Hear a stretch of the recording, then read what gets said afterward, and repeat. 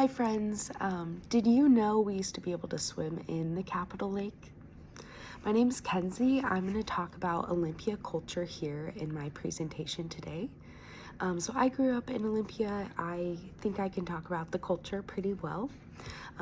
I learned that growing up we are pretty progressive in the way that we think as a culture. We're also very open-minded. And a little bit eco-friendly and environment-friendly in the way that we think. When I went to school, we did a lot of emphasis on science and environmental and eco-friendly things like compost and recycling and all of that good stuff. Also, being in Olympia, we are the capital of the state, so a lot of our culture is politically navigated. A lot of us may share the same political views or the same beliefs, and that really contributes towards our communication within our culture and community here in Olympia. We have a lot of activism and progressiveness in our community. And so being a large city, we actually have many different subcultures.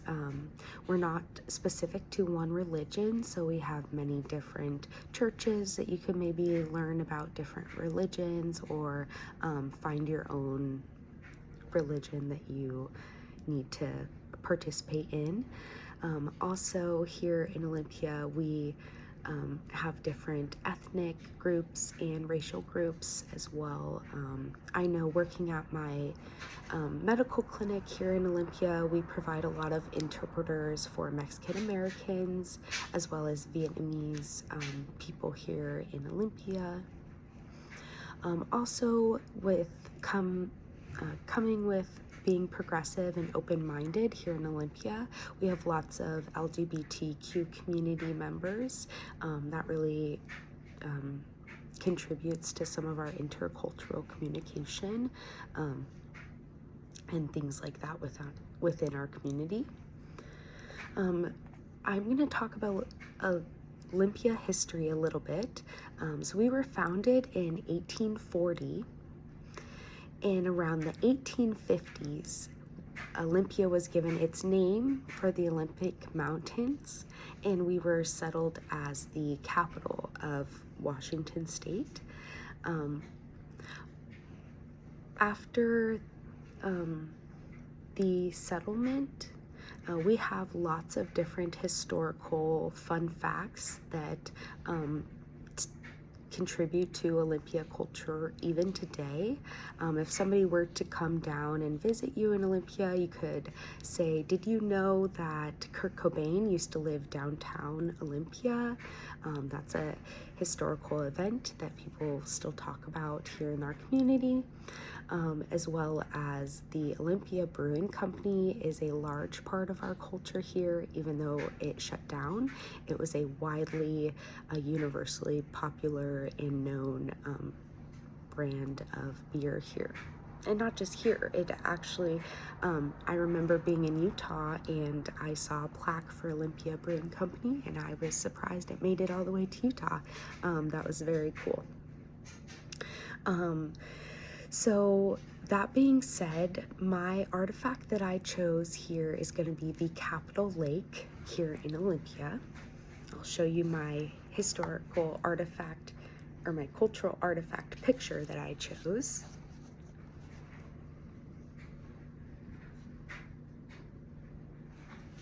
This is a picture of some kids hanging out on Capitol Lake. There was a little dock and a slide and everything. I think that's very cool. This picture was around the 1960s. So I'm not sure if you can just picture our lake today. I'm sure a lot of us think it's a little bit stinky and a little bit gross. I know growing up, a lot of people love to walk around the lake and run around the lake. It's a well-maintained walking path, but nobody would ever think about swimming in it. So I just think that's a very cool part of our history. The lake's history is also incredibly interesting and very ingrained in Olympia history. So as I mentioned before, the Olympia City was actually founded in 1840, and as early as the 1895, proposals for this lake were coming about. So before it was a lake, it was actually an estuary, which is where freshwater meets saltwater. So it was the Deschutes River meeting our Budd Inlet here in Olympia. And this was a mud flat estuary, and had lots of wildlife, and so they wanted to turn it into a lake. I'm not really sure why, but the proposition came in 1895, and I find that specific fact very interesting because that proposal was initiated by the founder of the Olympia Brewing Company. So that just goes to show how intertwined our history is with this specific lake. So it didn't get approved right away. It's always been a hot debate topic, lake versus estuary, and also in the 1930s, the Great Depression hit, and a lot of low-income people actually took up housing on these mud flats where the Heritage Park is right now. So these low-income individuals were actually making little float houses out of whatever they could find, and it was called Little Hollywood. That was an ironic name given to contrast the living conditions of these little shack houses versus the mansions in actual Hollywood. And by the time 1938 came around, the approval for the lake finally got passed through, and these low-income individuals in Little Hollywood were displaced, unfortunately. So after the lake was approved, the dam and everything wasn't officially built, and it wasn't open until 1951. So that's where we are now with my cultural artifact. Is around the 1960s. It was a prominent waterfront, just like we would use our waterfronts today, lakes that we use here in Olympia, swimming, tanning. It was called the Capitol Lake Swimming Beach, so that's very fun. But as early as 1980s, we had complaints of water clarity and rising bacteria levels. So unfortunately, the lake had to be closed down. It was opened, closed down, opened, eventually closed down for good to the public. And as we know now, it's kind of just sits there.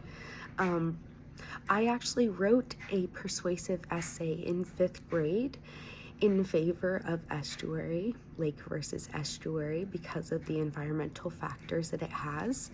The lake, as we know it, has oxygen dead zones and invasive species, and is all around not good for us. So I have some great news regarding that. As of 2020, the proposal for the restoration of the estuary project was actually passed. So they have a plan for around 10 years, the next 10 years, to restore the lake back into an estuary, its rightful home. So that's very exciting. So some some jargon and lingo that we might have here in Olympia as Olympians speaking to each other.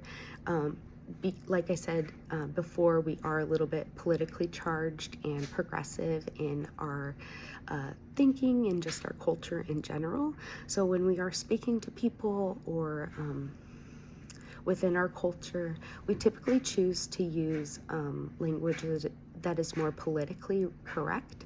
So we may choose to use the terms like an unhoused person or the homeless person instead of, oh yeah, a bum is walking around, or something to that effect. Also, we do have lingo such as the West Side Ole and East Side Ole. If you're not from here, it's not really listed on a map, so it might be a little bit confusing.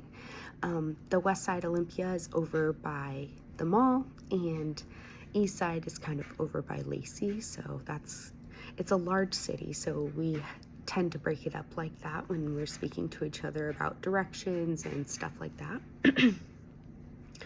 Also, because we're a large city in the Pacific Northwest, a lot of us have Pacific Northwestern just general terminology and an accent. I guess I haven't noticed it, but I heard there's a Pacific Northwestern accent. Specifically, I know that a lot of us may say, oh yeah, the mountain is out today, which just means the mountain looks really good and it's a real clear day to see it. It's a real nice day. So that's kind of fun. Like, I love that. So what I hope to accomplish with my presentation today is maybe to communicate that although this artifact is a large part of our history and our culture, and it's incredibly intertwined in our Olympia history, it is changing.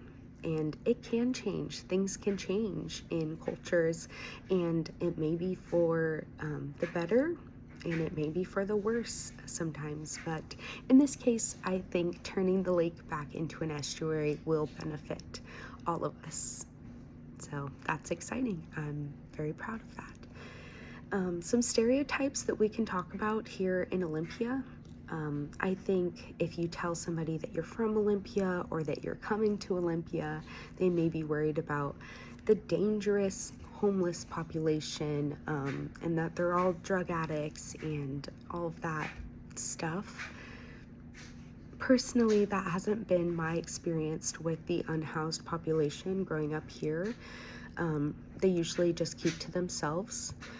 I grew up poor, so I was a couple steps away from being in that community, so I know that it's a little bit more complex, that not all of them are dangerous people and drug addicts, so it could just be a little bit circumstantial and a little bit more complex than we're thinking. Additionally, like I mentioned before, Olympia is open-minded, but also I've met many people in Olympia that have lived here a long time, and they're not so open-minded, or maybe they're not so open-minded anymore. Olympia has changed, cities change, America has changed, and a lot of people just don't really like what they see maybe in the city these days, or they're kind of tired of the homeless population or whatever it is, but they're just not as open-minded as maybe the rest of the community is viewed as. So finally, from my presentation, I hope that maybe you can learn about the debate topic on lake versus estuary and the current events of the lake and how it's being restored back into an estuary. I did share my personal and relationship with the lake, so maybe it can shed some light on that topic for you guys as well. If you have any questions for me, let me know. Thank you for staying tuned.